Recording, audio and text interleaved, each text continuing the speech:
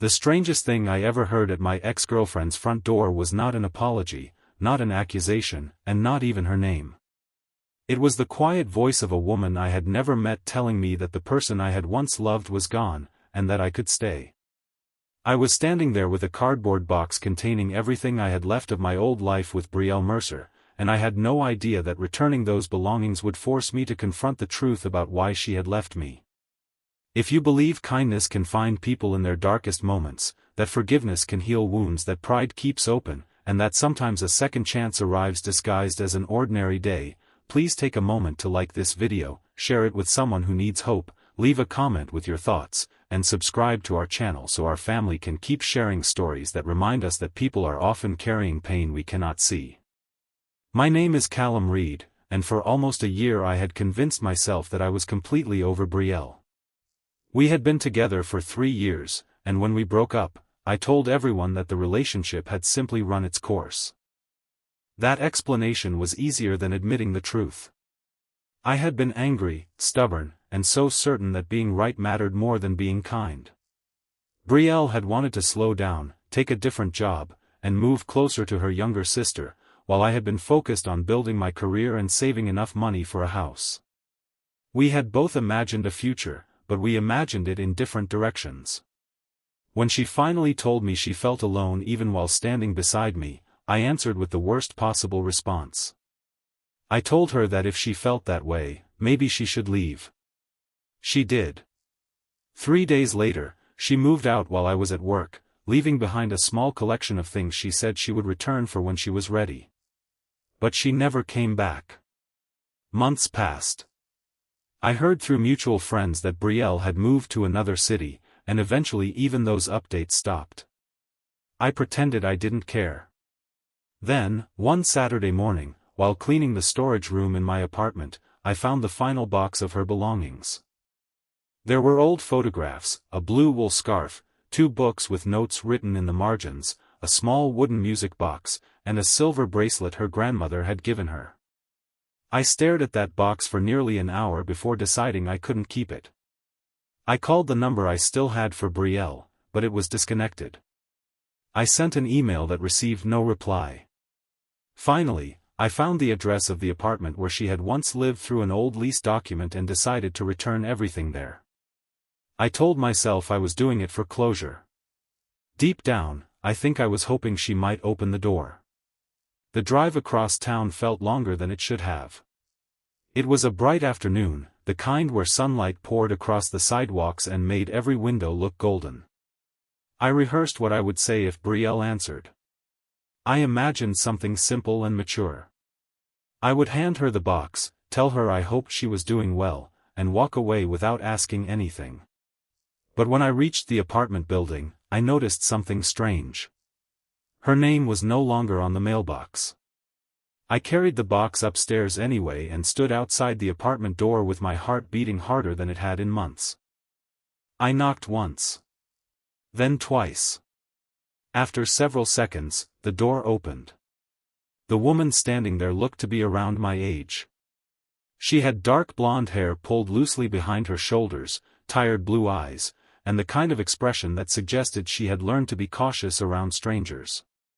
She looked at the box, then at me, then back at the box. I gave her Brielle's name and explained why I was there. The woman was silent for a moment before quietly telling me that Brielle was gone. She didn't explain where she had gone or when she had left. Instead, she opened the door wider and said something that left me completely confused.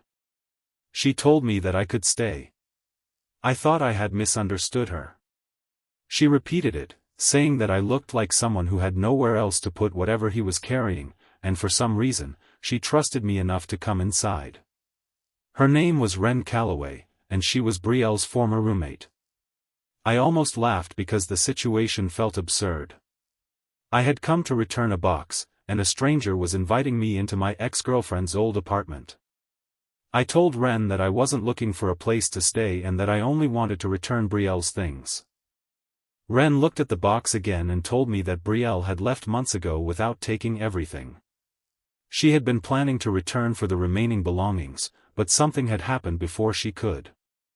Wren wouldn't explain more. Instead, she asked if I could help her move a heavy bookcase away from the wall because she had been trying to clean the apartment and couldn't manage it alone. I should have left. Every sensible part of me told me that helping a stranger in my ex's apartment was a terrible idea. But I stayed. I helped move the bookcase, and behind it we found a small envelope that had slipped between the wall and the furniture. Ren picked it up, saw Brielle's handwriting, and froze. She didn't open it. She simply held it in her hand for several seconds before placing it on the kitchen table. I asked whether Brielle was all right. Ren finally looked at me and said that she didn't know how much I understood about the breakup, but I should know that Brielle had not left because she stopped loving me. Those words hit harder than I expected. I had spent months telling myself that she had chosen to walk away because I wasn't enough. Hearing the opposite made me uncomfortable because it meant I had been wrong about the story I had created in my head. Ren told me that after Brielle moved out, she had stayed with a friend for a while. She had been dealing with a family crisis and had also been struggling financially after leaving her job. She hadn't told me because she was ashamed. According to Ren, Brielle believed I had already decided she was a burden, and she couldn't bear the thought of returning to someone who might see her that way. I felt my throat tighten. I remembered the last argument we had. I remembered Brielle standing in our kitchen with tears in her eyes while I complained about how much her problems were affecting my plans. At the time, I thought I was defending my future. Now I realized I had been defending my pride. I had never asked what she was afraid of. I had only demanded that she stop making my life complicated. Ren eventually told me the rest. Brielle had been caring for her father after a serious accident. She had taken time away from work because there was no one else available to help him. She hadn't told me because she knew I was already under pressure, and after one argument in which I accused her of constantly changing our plans, she decided I would be happier without her problems. Ren said Brielle had written letters to me but never sent them. She had wanted to explain everything, but every time she imagined calling, she remembered my final words telling her that if she wanted to leave, she should go. I sat at that kitchen table feeling as though the past year had suddenly been rewritten. I had thought Brielle abandoned me. In reality, she had been drowning quietly while I was too angry to notice. Then Ren explained why she had said I could stay. She wasn't offering me a place to live permanently. She meant I could stay for a while because the apartment lease had already been paid through the end of the month, and she had been struggling to move Brielle's remaining belongings alone. Ren had recently lost her own job and was preparing to relocate, but she had promised Brielle she would make sure the apartment was cleaned and her things were safe. She had seen me arrive carrying the box and realized I was probably the one person who should know what had really happened. I helped her for the rest of the afternoon. We sorted old photographs, packed books, folded clothes, and cleaned shelves. Every object seemed to carry a memory. There was a photograph of Brielle and me at a county fair, both of us laughing while holding ridiculous stuffed animals. There was a handwritten grocery list with my favorite cereal circled at the bottom. There was a birthday card I had never seen because Brielle had apparently bought it before our breakup and never given it to me. At one point, Ren found a letter addressed to me. She handed it over without saying anything. My hands shook as I opened it. Brielle had written that she was sorry for leaving without explaining. She wrote that she had loved me deeply, but she had become afraid that asking me for help would make me resent her. She wrote that she didn't want to be the woman standing between me and the future I wanted. Then she wrote something that broke whatever was left of my anger. She said that if I ever remembered her, she hoped I would remember that she had tried to love me even when she didn't know how to ask for love in return. I cried that afternoon. Not quietly, either. I cried with the embarrassing honesty of someone who finally understands what he lost. Ren didn't try to comfort me with empty words. She simply sat nearby and let me feel it. When I apologized for everything, she told me that apologies mattered only when they changed what came next. That sentence stayed with me. Over the following days, I kept helping Ren finish the apartment. I repaired a broken cabinet, carried boxes downstairs, and helped her organize donations. What started as an awkward encounter gradually became a friendship built on honesty. Ren never tried to replace Brielle, and I never treated her as a bridge back to my ex. Instead, she became someone who challenged me to become the person I had pretended to be after the breakup. One afternoon, Ren finally gave me Brielle's new mailing address. She said she didn't know whether Brielle wanted to hear from me, but she believed I deserved the chance to apologize properly, without demanding anything in return. I drove there the next morning. It was a quiet neighborhood with small gardens and bright front porches. I stood outside Brielle's new home for several minutes before knocking. When she opened the door, she looked different. Not unrecognizable, but stronger. Her hair was shorter, her face calmer, and there was a confidence in her eyes that I hadn't seen before. I didn't ask her to come back. I didn't tell her I couldn't live without her. I simply apologized. I told her I had been selfish, that I had mistaken independence for strength, and that I had made her feel like her pain was an inconvenience. I told her that I finally understood why she left. Most importantly, I told her she didn't owe me forgiveness. Brielle listened without interrupting. When I finished, she stood quietly for a moment and told me that she had spent a long time blaming herself too. She said she had learned that hiding pain to avoid becoming a burden was not love either. She had needed to learn how to speak, and I had needed to learn how to listen. We didn't magically become a couple again that day. Real life doesn't heal that quickly. Instead, we began with coffee. Then occasional conversations. Then long walks where we talked about everything we had been too afraid to say before. I discovered that forgiveness wasn't about pretending the past had never happened. It was about refusing to let the past control every future choice. Months later, Ren found a new apartment and invited both of us to help her move. The three of us spent the entire afternoon carrying boxes under a bright blue sky, laughing about how strange our lives had become. At the end of the day, Brielle and I stood beside Ren's new front porch, watching the sunlight stretch across the street. Brielle reached for my hand. It wasn't a promise that everything would be perfect. It was something better. It was a promise that we would no longer run from difficult conversations, hide our pain, or confuse pride with strength. I had gone to Brielle's old apartment carrying a box of things I thought belonged to the past. I left carrying something far more valuable, the understanding that sometimes the people we lose aren't lost because love disappeared. Sometimes we lose them because we were too afraid, too proud, or too distracted to recognize that they were hurting. And sometimes, if life is merciful, we are given another chance to become better people before it's too late. Before we reach the end of this story, I want to ask you something. Have you ever lost someone because you were too proud to listen, or have you ever been given a second chance you never expected? Leave a meaningful comment and tell our community what this story taught you about forgiveness, communication, or letting go of pride. If this story touched your heart, please like this video, leave a meaningful comment, share it with someone who needs hope today, and subscribe to our channel so you never miss another emotional journey. Because sometimes the greatest love stories aren't about finding someone new. Sometimes they're about becoming someone worthy of the love you almost lost. For the first few weeks after Brielle and I began speaking again, everything felt strangely fragile. We were careful with each other, almost like two people walking across a frozen lake, afraid that one careless step might send everything beneath us cracking apart. We didn't pretend the past had disappeared. We talked about it, sometimes painfully, sometimes honestly, and slowly we began to understand that our old relationship had ended for a reason. We had loved each other, but we had also failed each other in ways neither of us had been mature enough to recognize at the time. One Saturday afternoon, Brielle invited me to help her clean out a storage unit she had rented after leaving her old apartment. She said there were still a few things inside that she hadn't been able to face. When I arrived, I immediately understood why. The unit was filled with boxes from the life we had once shared.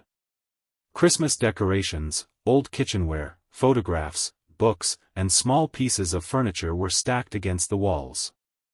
In one corner sat the cardboard box I had originally brought to her old apartment, now returned to her. Brielle looked at it for a long moment before opening it. She pulled out the blue wool scarf and held it against herself. She smiled faintly, remembering where she had bought it. Then she found the small wooden music box. When she opened it, the familiar melody filled the quiet storage room. She began crying. I wanted to reach for her immediately, but I stopped myself. The old version of me would have tried to fix the sadness. The new version of me had finally learned that sometimes love meant allowing someone to feel something without rushing to make it disappear. After a few moments, Brielle wiped her eyes and admitted that she had kept the box because she couldn't decide whether the memories inside were painful or precious. I told her that maybe they could be both. Some memories hurt because they mattered. That didn't mean we had to erase them. She looked at me and said that was exactly what she had been trying to understand. We spent the afternoon sorting everything. Some things went to charity. Some went into storage. Some memories stayed with her, and a few she gave back to me. By the time we finished, the unit looked almost empty. But there was one final box hidden behind an old chair. Brielle pulled it forward and stared at it with confusion. She said she didn't remember packing it. When she opened it, we discovered dozens of letters, photographs, and small handwritten notes. They were all from the months before our breakup. She sat on the concrete floor and began reading them. I recognized some of the dates. They were from the period when I had been working late every night and she had been spending more and more time caring for her father. I remembered those months as a period when she became distant. But the letters told a completely different story. She had written about missing me. She had written about being afraid. She had written about wanting to tell me everything but not knowing how. One note simply said that she wished I would notice she was struggling without making her feel weak for struggling. I felt tears building in my eyes. Brielle eventually handed me one of the letters. It was addressed to me but had never been delivered. In it, she wrote that she didn't need me to solve her problems. She only wanted to know that I would sit beside her while she faced them. That was the moment I understood the greatest mistake I had made. I had spent our relationship trying to build a perfect future while ignoring the person standing beside me in the present. I told Brielle that if I could go back, I wouldn't promise to fix everything. I would simply promise to stay and listen. She smiled through her tears and told me that perhaps we were finally learning what love was supposed to look like. Not perfect. Not effortless. Just present. A few weeks later, something unexpected happened. Ren called me one afternoon. She sounded worried. She told me that Brielle had received difficult news about her father. His recovery had taken a turn, and Brielle was struggling to balance work, family responsibilities, and everything else she had been trying to rebuild. My first instinct was to rush over. But this time I didn't assume she needed rescuing. I called her and asked whether she wanted company. She said yes. That simple word meant more to me than she could have known. I spent the afternoon with her at her father's house. I didn't give advice. I didn't tell her everything would be fine. I helped with groceries, repaired a loose railing, and sat beside her while she talked about how frightened she was. At one point, she rested her head against my shoulder and admitted that she was still afraid of depending on someone. I told her that depending on someone didn't make her weak. Then I admitted something of my own. I was still afraid too. I was afraid that one day she would realize I wasn't the man she needed. I was afraid that the past would always stand between us. Brielle told me that maybe love wasn't about having no fear. Maybe it was about being honest about the fear and choosing each other anyway. Those words changed everything. Over the following months, we slowly rebuilt our relationship from the ground up. There were no dramatic promises. No rushed engagement. No pretending that forgiveness erased every wound. We learned how to communicate before anger became resentment. We learned to ask for help before exhaustion became bitterness. We learned that saying sorry was only meaningful when followed by different behavior. Ren remained part of our lives too. She became one of our closest friends, and whenever we joked about the strange way we had first met, she always reminded me that she had opened that apartment door because something in her told her I needed to hear the truth. One bright spring afternoon, almost a year after I had first arrived at Brielle's old apartment with that cardboard box, we returned to the building together. The apartment had a new tenant. The hallway looked exactly the same, but I felt completely different standing there. Brielle held my hand as we walked down the stairs. She told me she remembered the day I came to return her things. She said she had imagined that moment many times and had always wondered what would have happened if I had never gone there. I told her I wondered the same thing. Maybe I would have kept believing my version of the story. Maybe she would have kept believing hers. Maybe two people who still cared about each other would have remained strangers forever because neither had the courage to knock on the door of the past. But I had knocked. Ren had opened it. And somehow, that small moment had changed all three of our lives. As we stepped outside into the afternoon sunlight, Brielle squeezed my hand. There was no dramatic music, no perfect ending, and no promise that life would never hurt us again. There was simply sunlight on the pavement, people walking past us, the sound of traffic in the distance, and two people who had finally learned that love isn't proven by never hurting each other. It is proven by being willing to understand the hurt. I looked at Brielle and realized that I had once gone to that apartment believing I was returning her things. In reality, I had gone there to return the version of myself that had been too proud to listen. And somewhere along the way, I had found something better. A second chance. Not the second chance I had expected. A second chance to love differently. A second chance to forgive without forgetting. A second chance to listen before judging. A second chance to stay when staying was difficult. And most importantly, a second chance to understand that sometimes the person who walks away isn't the person who stopped caring. Sometimes they're simply the person who became tired of begging to be understood. If this story touched something inside you, take a moment to think about someone you may have judged too quickly. Maybe there is a conversation you have been avoiding.